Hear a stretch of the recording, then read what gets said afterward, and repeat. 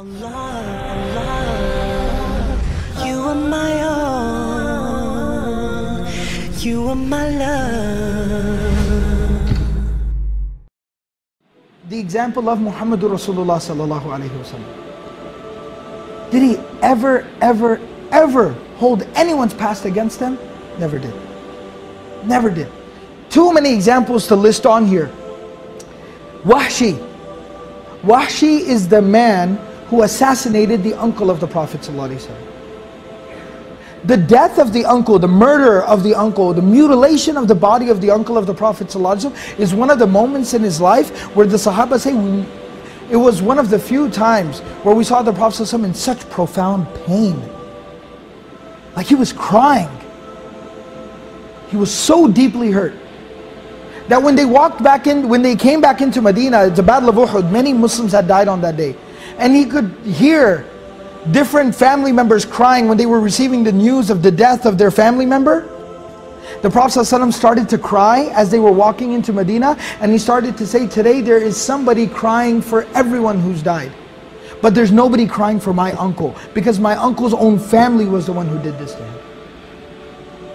That's how much pain he felt. But the man who carried out the assassination, the hit on Hamza radiallahu anhu, Wahshi, not only does the Prophet ﷺ not hold a grudge against him, but the Prophet ﷺ is the one who is having letter after letter after letter sent to Wahshi.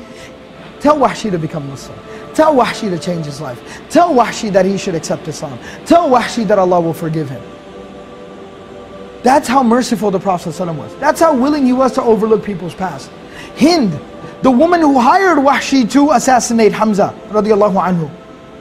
And after he goes to her and he tells her the job is done, she goes down into the battlefield, she walks up to the dead body of Hamza lying there, she pulls out a dagger, she cuts his ears, his nose and his tongue out, strings them up and keeps them as a souvenir. This is a woman. She then takes the dagger, puts it in his body, rips his body open, pulls out his internal organs and mutilates his body. This is a woman.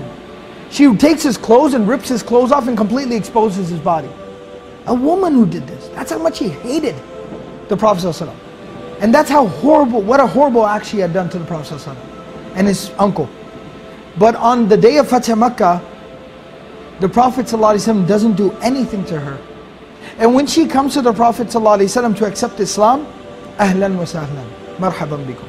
He welcomes her, gives her the shahada, allows her to become Hind radiallahu anha. A companion, a female companion of the Prophet ﷺ.